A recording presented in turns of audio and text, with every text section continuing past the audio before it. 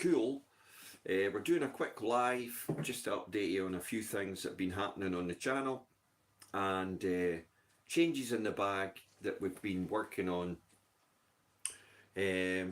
Once we get the hang of this, we've got a couple of lives to do with other people. So one of them is from the chap Alex from Orca Golf, and Simon possibly from SAS Golf, as well as well, we're hoping to get a word with Josh Odie just about, you know, the things he's been working with Liam Robinson and his pal on tour, Brandon Robertson, just to, you know, get an update on the tour stuff. We're live now, so this is like the introduction. You might well catch this later. What time is it? Oh, coming up for 11. So we're just throwing a live in. You can post comments below if you're tuning into this about anything you want. And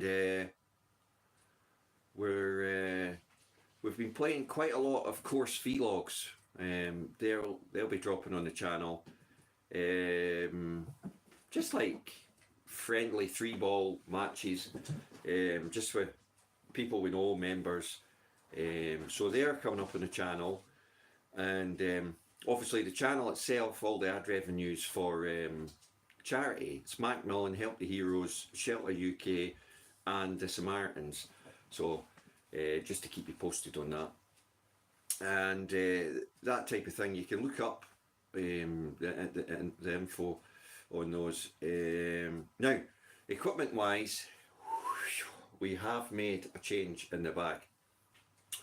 We're working this season with 2 drivers in the bag, and I know Phil Mickelson did it first, and I did laugh at the time when Phil did it, but now after trying it with 2 drivers in the bag, I can definitively say that it could be the biggest game changer to the average amateur that I've ever thought of trying, because I don't think amateurs give it a chance, because I think 2 drivers, I can't hit 1 driver, what do I want 2 in the bag for?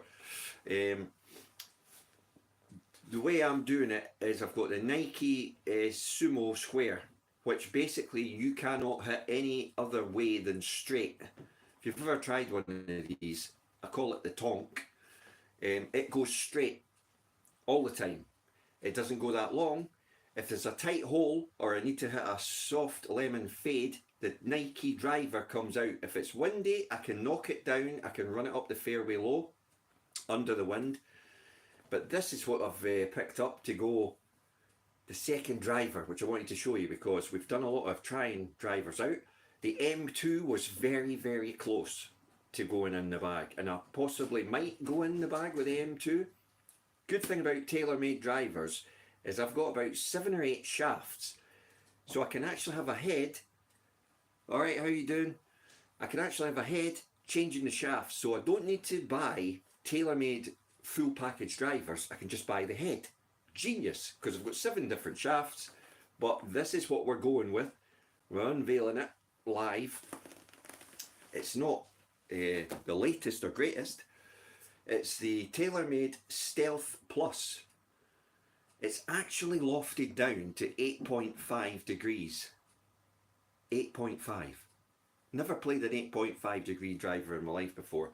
Maybe it's the carbon face, gives extra spin, stick to the, I don't know. It's launching high for an 8.5. This is like a stock 9 degree. We've went half a degree lower. We've kept it on neutral. I think the original Stealth Plus, it looks great. Now I like the red face, right?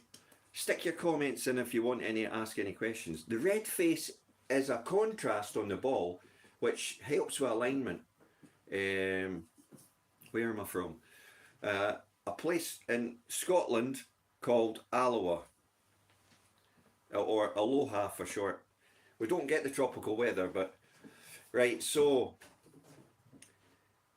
the Stealth is just one of those clubs, isn't it? And this is a plus, so obviously I could move it to draw, I could move it to fade. At the moment, I'm keeping it neutral, 8.5. The shaft is what's making this thing go. I got it for 130 quid. Unbelievable, I know, because it's absolutely not marked. It has a Ventus TRV blue, right? And the shaft, there's nothing wrong with the shaft, but I don't get this hype about Ventus shafts, right? I tried it. I might go back to it. One thing I'll say about Ventus shafts, they flight the ball lower, without a shadow of a doubt. Now, this is an interesting shaft combo, but what it is a Daiama 50 gram regular flex Mitsubishi Chemical dialed. Now, this is a new thing that Daiama have started doing, and it makes perfect sense. A dialed shaft is spine aligned 360 because it's got a round rotatable grip, mid-size. This means you can change the hosel setting, not affecting the balance of the shaft, which is complete genius. If you've never seen these, I'll give you a close-up on them. It's a dialed chemical roll process, so they align all the fibres on the shaft so that it no longer has like what they used to term spine alignment. So basically, it's this pure, a round, spherical shaft as you can get. Modern technology. I think they actually use positive and negative electrodes to the graphite on a small charge when they're making it so that they all align themselves chemically, bonding them together. It's actually got on it as well unidirectional pitch fibre. There is a definitive difference with this shaft, and I mean you can feel it. Now, interesting about this shaft, it's stiff to about there, so it's stiff tipped. It's also stiff in the handle to about there, but in the middle it's kicky. So it kicks in the middle, so hence I think that's why I've had to go to 8.5 degree loft, because this thing kicks the ball in the air with very little backspin. I know this is getting a bit technical and stuff, but you know, this is the Bomber Club. So if it's a wide open fairway and I'm feeling confident, I'm swinging good, we all swing it on and off, don't we? So this is the club for the gun-ho open fairway, because this thing goes. Played it yesterday, first time out in the course with it actually, and it goes. Some people look at them and they go, oh, just don't like the look of that, and I don't know why. I can see it's slightly TaylorMade do this thing where I'm trying not to hit the ceiling. The face is smaller than the head, right, to give you maximum forgiveness. Callaway did the same thing with the FT Fusions, and the TaylorMade logo is more to the heel, but that's an optical illusion, than the middle. But it's because they stretch the face, the head, make the face slightly smaller to make it more forgiving. It gives you more 360 degree forgiveness. Now, the newer ones that have come out, which I didn't know till I actually checked, the i35s, QI35s, that even Rory's maybe no putting in the bag, they are 100% carbon. They have no metal in them whatsoever. They are completely held together by glue. The only thing in those QI35s that's metal is the weight. Now, in the original Stealth and the Stealth 2, they still carried over the titanium milled ring, which went all the way around the club. It also had quite a large back weight, which is metal. And this is unbelievable. The actual weight in the front of this is 18 grams.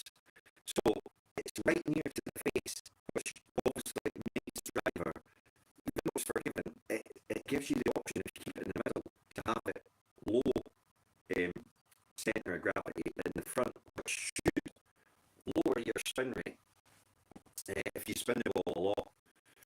So the fact that we managed to pick this up for £130, it's quite incredible. And obviously the benefit of having, obviously you could if you're in the house and you like Titleist drivers, you might have 4 or 5 pedalless shafts. So over the years, I've got at least 7 tailor-made shafts. So if I stick with tailor-made heads, I can swing and change different shafts, but not if, change the kick point, launch point, stuff like that. But basically, it's a good way of doing it. As well as a backup shaft, like God forbid you ever snapped your shaft or broke it. I mean, it can happen. So it's just a case of unscrewing it and putting a new shaft in. So it's worth hanging on to shafts, even if you think at the time, oh, maybe that won't fit me. I mean, I'm getting on a bit senior golf, etc. So I'm playing a regular flex. Whoopie-doo. You need to get used to the fact that bravadoism should be gone in golf. Because it says it's regular on the shaft, it does not mean it's regular. Let me tell you that if this is regular, it's firm. It's a firm regular.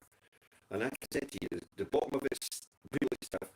The top is stiff. The middle, you'll see, the middle bends.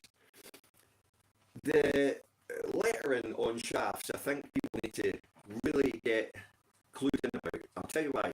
There's a couple of custom fitting places up in Scotland, STRG being the major one, Scott Gourley, who goes into really close fitting. I'll cover this just in the live because, again, it's technical.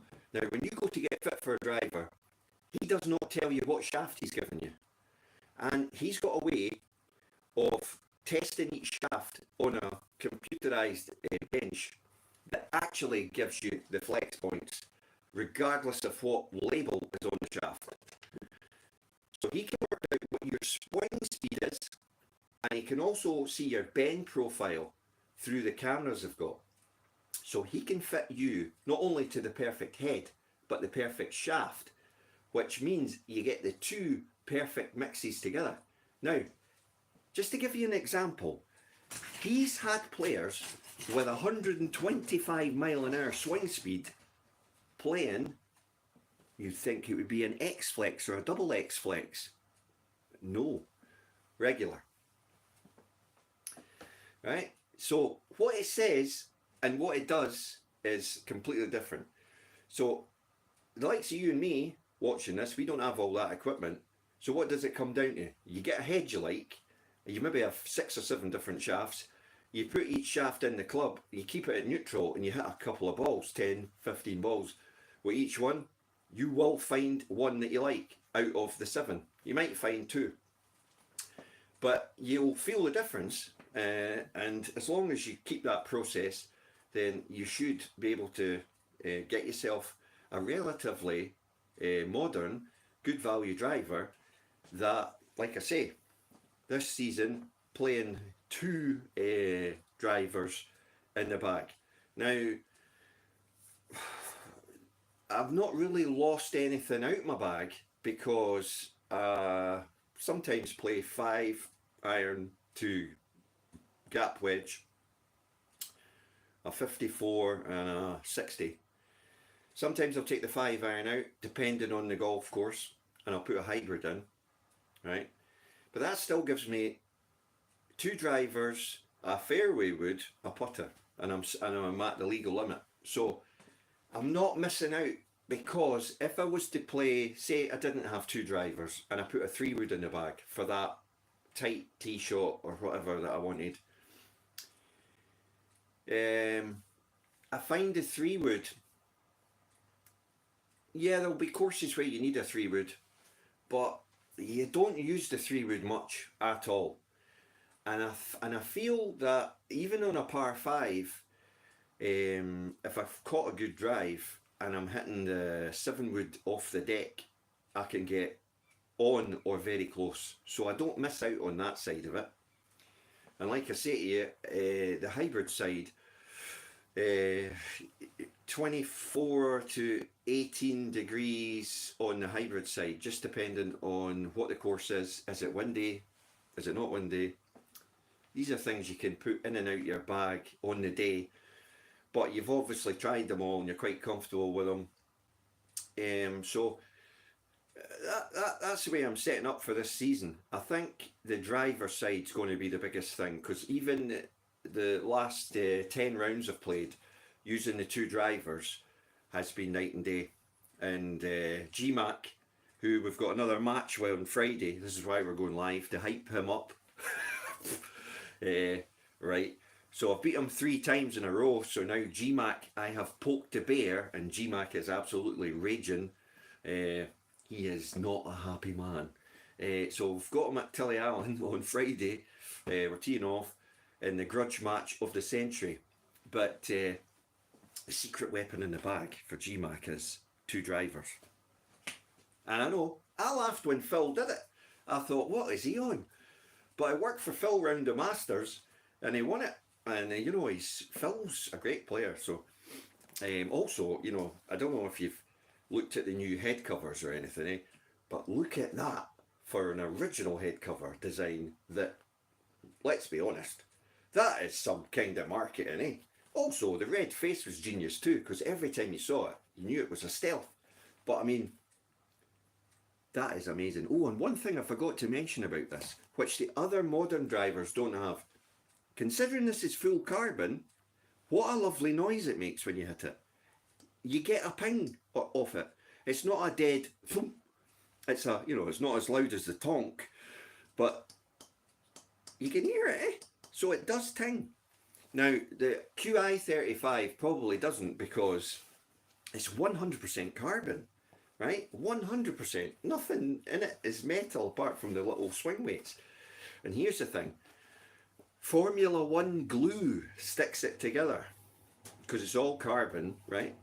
The crown, the face, the back plate, the sole, it's 4 or 5 parts of carbon all glued together in a hosel with a screw and adapter. Do not leave these clubs, including this one, or any of your clubs really, in a car in the summer, because the glue is going to get heated to super temperatures in your boot, and then the first or second shot you hit with it coming out the car, because the glue is absolutely just melted, it's going to fly apart. And will TaylorMade warranty cover you? I don't know. But you can be guaranteed you will see social media this summer with these drivers flying apart. If you've tuned in and you're listening to me wabbiting on here, thanks very much for joining the live. Obviously, we've got a golf channel called Dunn Golfing. It's all about Seymour Dunn from North Berwick, who basically came up with the 5 fundamentals of golf way before Ben Hogan. Way before. Google it. 20 years before Ben Hogan came up with the 5 fundamentals, Seymour Dunn from North Berwick did it. We tracked his progress throughout the centuries, and this journey is like a progress thing on me turning senior, playing senior golf, hopefully going senior tour later, and basically finding or getting better at golf later in your life, because we're not all, you know, boyhood geniuses that can pick a club up and hit it and go on tour at 16, 17, 18 and just rip it. You might just be picking up a golf club, and what we're doing is going on the range, trying stuff, passing on what works for our swing. Hopefully it maybe help you, and then you can see me on the range doing stuff. You can see me in the house talking about stuff from the past, going back into these books from Seymour Dunn, from Sir Henry Cotton, from Ben Hogan, from Martin Ayres. Really old stuff from way back, but it's still applicable today. So this has been, you know, alive. Thanks for tuning in. There's been loads of you tuning in, and there's been some great comments, and a few likes, so that's brilliant. Obviously, if you can subscribe to the channel and give us some support so you don't miss any videos. We've got some fantastic content just now. We can't afford Avoda irons.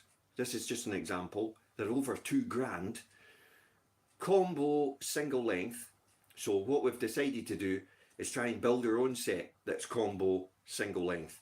We're taking you through that from start to finish. So far the build has only cost £80, and that's what the channel's about.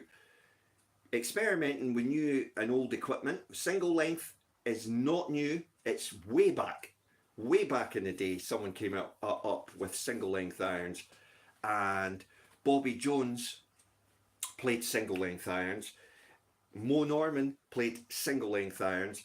There's loads of people throughout the years playing single length irons, and we are delving into that on the channel. So if it's of interest to you, give us a like and a subscribe, massively appreciated. It obviously helps the channel and the charities because all the ad revenue goes there. So we've been on for over 20 minutes and you've all stuck with us, so that's brilliant, and you'll maybe catch this later. So thanks very much for watching, and we'll see you on the golf course soon. G-Mac, I'm coming for you again, and if I beat you again, that's 4 in a row. I get to put you on the mantelpiece. That's how it works. So no pressure. See you on Friday, son. you better get your game in top drawer, top shape. That was easy for me to say. See you all soon.